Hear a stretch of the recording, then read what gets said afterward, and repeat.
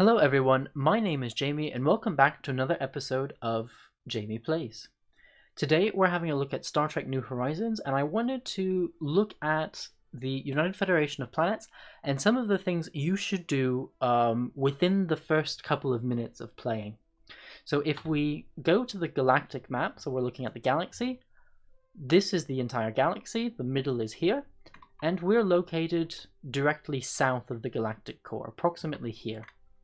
So we have one system called the Sol system, and we have two planets, Earth and Mars. At the moment, we also can see this maroon-colored empire. This is the Vulcan High Command. So these are these are the Vulcans. So the first thing that you should probably do is choose some research. So you have physics research, society research, and engineering research. And you should choose to research things. These should never be empty. You should always choose something. You should always be researching something. What you research is up to you and your style of play. However, one thing that I would recommend to someone who's just getting into Star Trek New Horizons is that you research technologies that give you ship components. The reason being, we might be this nice, peaceful little United Earth generally was a peaceful faction in Star Trek that goes on to form the United Federation of Planets. However, just because you're peaceful doesn't mean that people around you will be peaceful. So, yeah, that's not... Having a good kind of defensive fleet, if you're not going to attack anyone, is still a high priority if you're going to be playing as the United Earth or as the Federation. Also, this kind of intro is also valid for the core members of the Federation, which include United Earth, so the humans, Vulcan High Command, comprised of the Vulcans, the Andorian Empire, which is approximately here, has a starting location here, and the Tellarites, who have a starting location of here. This playthrough, or this kind of walkthrough in the beginning of the first couple of steps, is almost the same for all of these. It's very, very similar.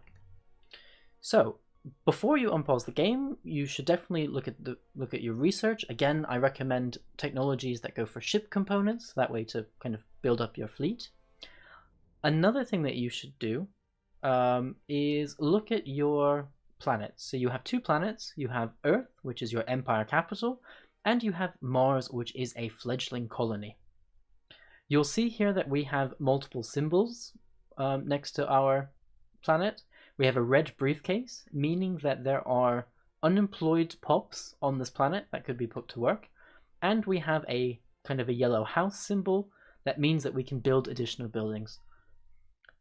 If you click on, for example, Earth, and you look here, you'll see that we currently have a crime rate of 42%. We have housing available for 2 more pops. Amenities are at -17. We have 7 open jobs and 10 pops who are unemployed at the worker level, which is the very base level. What will happen is 7 of these workers who are unemployed will fill these 7 jobs. If they're not, for example, we see here that there are specialist jobs, for example, 2 doctor positions that are open and ruler jobs. Workers will automatically be upgraded to specialists and rulers. So that is instantaneous once you have a job available. However, going the other way, there will be a kind of a demotion period where there's a countdown and it takes a certain number of time for a ruler or a specialist to move down the hierarchy of jobs. So here we have 10 unemployed, 7 positions. My recommendation would be to build a couple more buildings. One good thing is the entertainment center, which will give you amenities, which are currently at negative. Another recommendation, if you have enough minerals for it, is the policing station in order to lower your crime rate. The same is generally true for Mars. You have 0 jobs available, however, and 1 worker unemployment. Here, again, really up to you and how you play. A hospital is good because it increases how fast a pop grows on your planet. But really anything to do with that, or the basic production of, or the production of basic resources would also be recommendable here. If you're interested in learning more about the base and special resources in Star Trek New Horizons, please see my video on the resources and the economy of the game, which should be showing in the video through a card right about now. So looking at here, we can see that we have engineering research and a magnesite deposit that are yet to be exploited.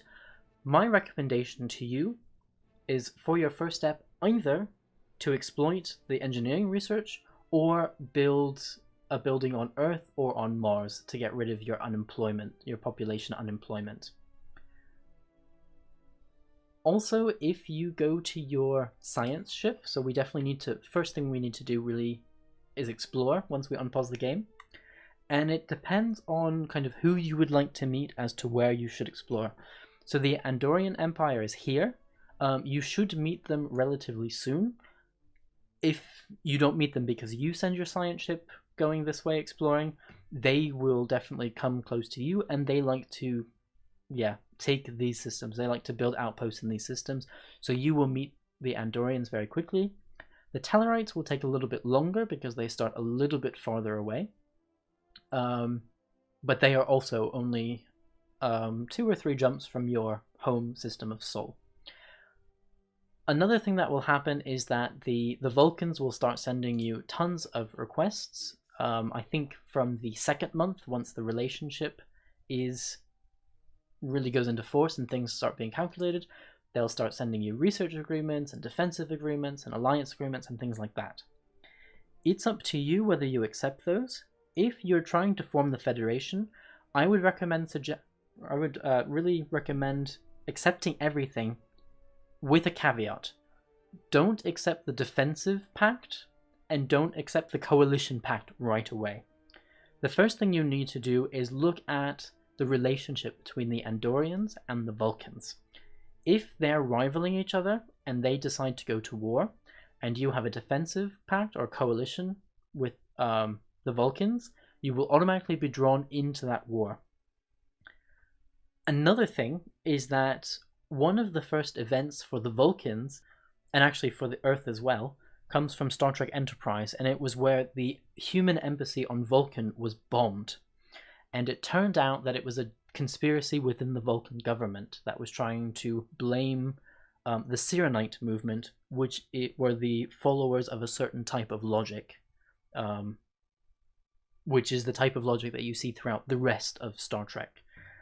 So the problem is that that event chain can lead to a civil war between the Vulcan High Command and the Surak Confederacy, which is, the Cyrenite movement follows the teachings of Surak. So if they get into a civil war, so this event doesn't end well for you, the problem is that the rebels from Vulcan will be extremely powerful, and even if you start building fleets from very first day, you have the strongest economy ever, you're probably not going to win against these rebels, because they will have a fleet power of about 2,000 usually by the time it triggers, and we're currently at 123. And as it triggers within the first couple of years, we definitely won't be up to 2,000 by that point in time. Our ships aren't powerful enough, and we can't build enough to get to that level so quickly. So those are the reasons why I would recommend not going for a defensive pact or a coalition just yet. Once that triggers, and you see what happens there, then it might be an idea to go into a defensive pact or a coalition directly with the Vulcans. One thing you might, however, hesitate to do is get into a defensive or coalition pact if they're rivaling the Andorians, because as I said, that can lead to another war that you're dragged into that you're unable to fight. Another thing that also happens somewhat often, actually, is that we have the Tellarites here, the Andorians here, and the Vulcans here. Often one of them hates at least one of the others. So often, for example, the Vulcans and the Andorians rival each other immediately or very soon.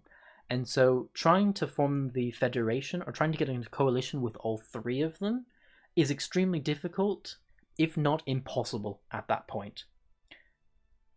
While it kind of sucks because you can't roleplay the true formation of the Federation, what you can do is form a coalition with only two of the partners. So for example, if the Andorians are rivaling the Vulcans, but you're very friendly with the Vulcans and the Tellarites, go into a coalition with those two.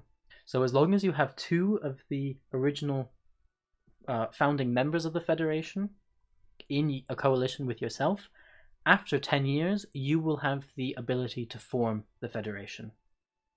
So even though you're missing, for example, the Andorians, that's fine. What you can do later as the Federation is then ally and then get into a coalition with the Andorian. And then from there you can incorporate them into the Federation. So yeah, you won't actually have to be in a coalition with all three of them at the same time. It will work out. You can still form the Federation even if they don't like each other in the very beginning. So I hoped you found this a little bit interesting. So again, the first thing you should do is figure out your research, and you should do some exploring, and you should probably figure out what to do with your planets. Again, either build a building for these three pops on Earth, which I recommend either the entertainment center or the policing system, or something that produces one of these three base resources, such as the large-scale fields, the fusion reactors, or the mining network. The same thing is true for Mars. You would need another building here. Again, one of those 5 buildings would be what I would recommend in the beginning. And then we also need to send our science ship out and about. You do have 100 alloys, so you can build a second science ship relatively quickly. You need 102. In the next month, we would then have 102. So you can then have 2 science ships, which I highly recommend. Well, another thing that I recommend is definitely increasing your alloy production. So +2 is not very much at all.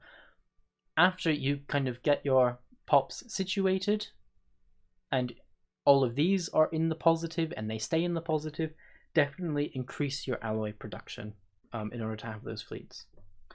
So I hope that you found this a little bit interesting. I hope you found it to be useful, even more importantly. And yeah, I hope to see you for another episode of Star Trek New Horizons. See you next time. Bye.